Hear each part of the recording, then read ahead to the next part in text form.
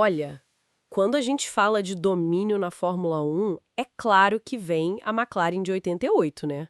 Quase perfeita. Com certeza, Senna e Prost, imbatível. Mas tem outro ano, 2004, que é, assim, igualmente lendário. Michael Schumacher e a Ferrari F2004. Puxa vida, 12 vitórias nas primeiras 13 corridas. É um número absurdo, né? Difícil até de processar. Totalmente. E hoje a gente vai mergulhar nisso usando uns trechos de um artigo, O Legado do Ferrari F2004. Ele explora bem a história e o impacto desse carro. Um carro icônico, sem dúvida. E tem uma curiosidade. O Andrea Stella, que hoje é chefe lá na McLaren, naquela época era engenheiro de performance do Schumacher na Ferrari. E ele mesmo diz que se inspira naquele período até hoje. Olha que interessante essa conexão. A mentalidade daquela época. Pois é, então nossa missão aqui é tentar entender os segredos por trás dessa supremacia toda, a surpresa que o carro causou na própria Ferrari e por que o legado dele é tão forte. Até no preço, né?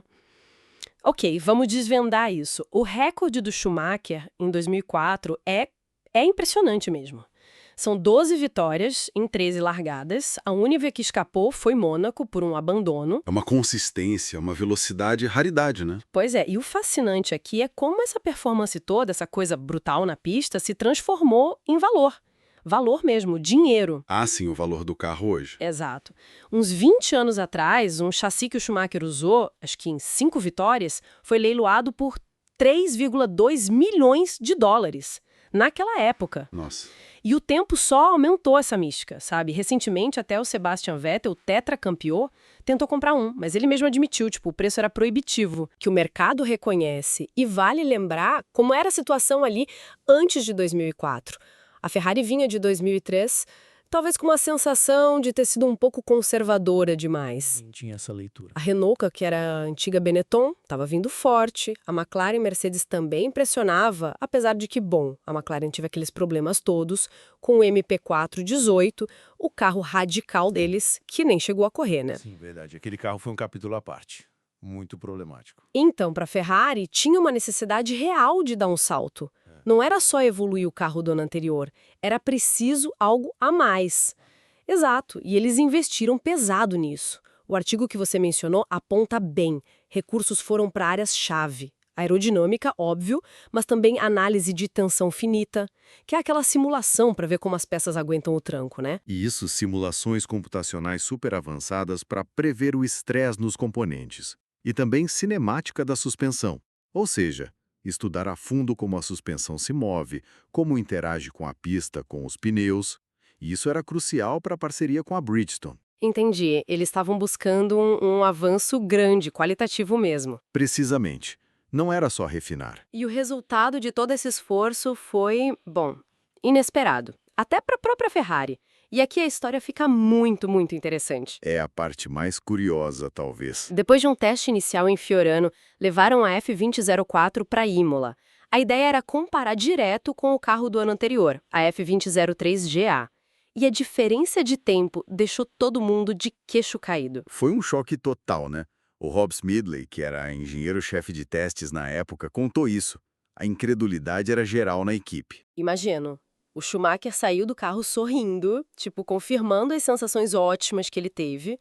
Mas o pessoal da telemetria, os engenheiros, não acreditavam nos números. O Smedley chegou a falar algo tipo: não pode ser, a gente conhece os dados do túnel de vento, do motor, os números não batem.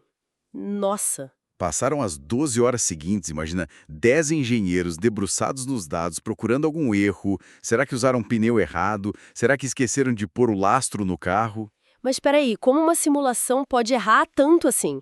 A tecnologia da época era tão menos precisa ou tinha algo mais ali que os modelos não conseguiam pegar? É uma ótima pergunta. Claro que a tecnologia de simulação evoluiu muito de lá para cá.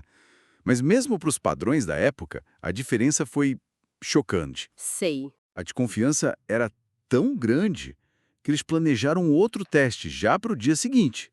A expectativa era confirmar que, na verdade, a vantagem real devia ser de meio segundo, mais ou menos o que as simulações previam. Não aquele salto gigantesco que o cronômetro mostrou. Incrível. Isso só reforça o quanto aquele carro nasceu fora da curva mesmo. É, totalmente.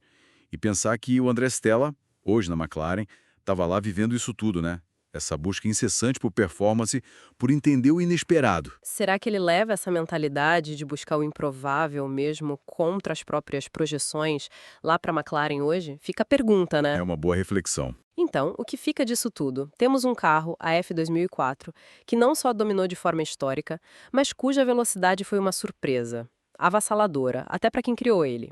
Um legado que está aí, na memória, no valor absurdo desses carros, um exemplo de quando a realidade, né, supera as melhores projeções. Exato. E isso me faz pensar. Além dos avanços que a gente sabe, em aerodinâmica, motor, suspensão, que o artigo documenta, será que não tinha ali outras interações? Coisas mais sutis, talvez sinergias complexas entre os componentes?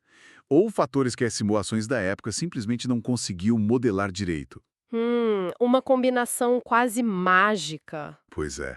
Algo que explicasse por que a F2004 superou tão drasticamente até as expectativas internas da Ferrari naquele teste-chave em Imola. Fica essa questão, né? Sobre a possibilidade de um alinhamento perfeito de fatores que talvez nem a engenharia mais sofisticada daquele tempo conseguisse prever totalmente.